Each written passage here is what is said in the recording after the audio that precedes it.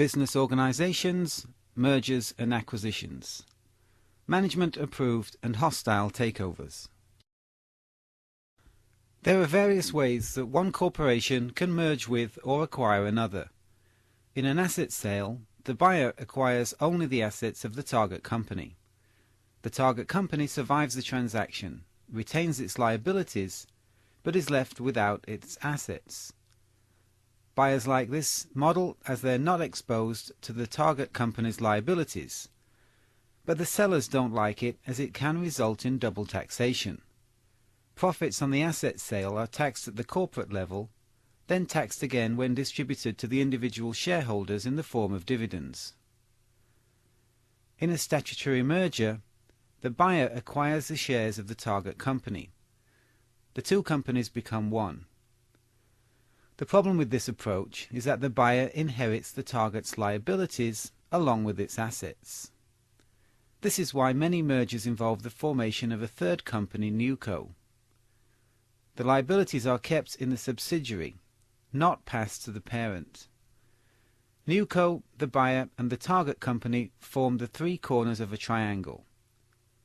There are two major types of triangular merger. In the forward triangular merger, the newco subsidiary is formed. Newco merges with the target company. When the transfer of assets and liabilities is complete, the target is dissolved and newco survives. In the backward triangular merger, newco is formed for the merger, then dissolved, and the target survives as a subsidiary following the transaction. M&A transactions don't always involve large corporations taking over smaller companies.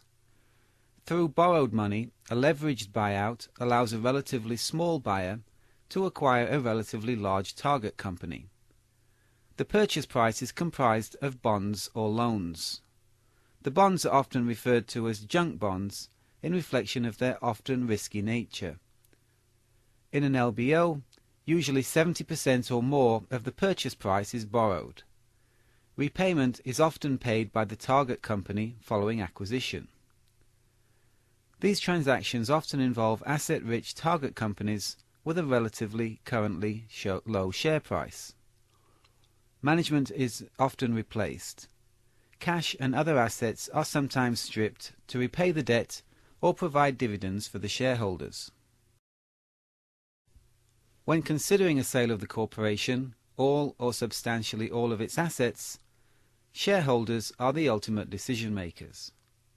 Management approval by the board of directors and the officers, can smooth the process, but mergers can proceed over the objections of dissenting CEOs, officers and directors. Legal disputes often arise when there's disagreement among shareholders, directors and officers. In these situations, the business judgment rule, the powers, duties and responsibilities of officers, directors and shareholders are thoroughly tested. The decision-making process for the buyer. In the buyer corporation, the board of directors has authority to decide on small acquisitions. Larger acquisitions require approval of the shareholders. Shareholders get to vote on acquisitions diluting their shareholding more than 20%. A short-form merger is a special provision for situations where the buyer already owns more than 90% of the target. The merger decision process can be streamlined in this situation, and a short-form merger only requires approval of the board of directors of the buyer. No vote of the target's board of directors or shareholders is necessary. It would be somewhat futile anyway. If a shareholder with more than 90% wishes to complete the merger, ultimately the board of directors and the other shareholders would be unable to stop the merger taking place. So this type of merger qualifies for the short-form fast-track process. Dissenters' right to appraisal remedy. When the target shareholders disagree with the merger, vote against the merger, but the merger takes place anyway, these dissenting shareholders have a right to an appraisal remedy whereby the buyer pays the dissenting shareholders fair market value for their shares in cash. what's considered fair market value of the shares is determined by appraisal. This remedy is not really necessary for large publicly traded companies, as the fair market value is determined by the stock market, and the shareholders are able to sell their shares on the market. Dissenters' rights to an appraisal remedy is most useful in acquisitions of privately held companies when there's a lack of readily available liquid market for the shares. In a hostile takeover, the transaction is opposed by incumbent management. The board of directors, CEO, and other officers are hostile to the takeover, often because they wish to retain their personal positions and authority. Hostile takeovers are usually accomplished via a tender offer and/or a proxy fight. In the tender offer, the buyer bypasses management, making their offer directly to the target shareholders. The price offered usually includes a premium over the existing share price. Tender offers are common for publicly traded companies, where shares are freely traded, but obviously they don't work in the same way for privately held companies, where the shares are restricted from being sold. The currency offered for the purchase can be cash, shares in the buyer's corporation, or a combination of the two. A proxy fight is a fight for control. In a proxy fight, it's not necessary for the buyer to acquire a large number of shares. The buyer merely acquires a sufficient number of shares in the target company to demand a list of all the target's shareholders. The buyer then lobbies the target's shareholders to appoint new management and a new board of directors. The target shareholders then appoint board members and officers that support the takeover. Tender offers are regulated by the Federal Securities and Exchange Commission, the SEC. The Williams Act of 1968 added tender offer specific rules and regulations to the provisions of the 1934 Securities Exchange Act. The regulation is designed to protect target shareholders from misleading offers and pressured and rushed decisions. The buyer is required to disclose to the target shareholders the identity of the bidder, the source of funds used to finance the share price, the purpose of the offer, and plans for the target company if the takeover is successful. To combat fraud, the regulations contain broad prohibitions against false, misleading, or incomplete statements. Public disclosure via SEC reporting is required when the buyer acquires more than 5% of the target's shares. The business judgment rule ordinarily prevents courts investigating the decisions of management. However, following a 1993 Delaware case, the courts apply enhanced scrutiny and the business judgment rule is adjusted in M&A transactions. Courts will investigate decisions of directors and officers to ensure they are reasonable. The conflicted director sitting on the boards of both the buyer and the target company owes duties to both companies. He loses the protection of the business judgment rule. If he does not recuse himself from decisions made by each company's board, he has the burden of showing entire fairness in the deal terms and the bidding process. Otherwise, he could be held liable to the shareholders. The duty to auction. Following a 1986 Delaware case involving Revlon, when a company is for sale, the board of directors has a duty to act as auctioneer. The board is required to engage with interested buyers in order to get the best price and the best possible terms for all the company's stakeholders. The Revlon duties prevent the board from choosing to exclude certain buyers. The question arises as to when these duties are triggered. When is the company considered up for sale? The answer is very broad. Revlon auctioneer duties attach when virtually any form of radical change is being considered. A sale of corporate control can be characterized in a number of ways. A change in long-term strategy, a change in control, or breakup. Revlon duties attach regardless of how the purchase and change in control is characterized. Poison pills are designed by management opposing a hostile takeover to prevent the takeover completing or to give the buyer painful indigestion should the takeover take place. Poison pills are accomplished by a variety of maneuvers.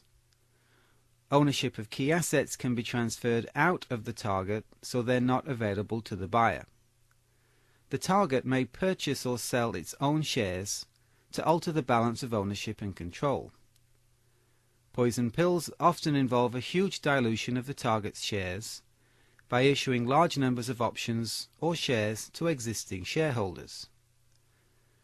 Preferred stock can be issued with enhanced voting rights that prevent the buyer taking control of the board.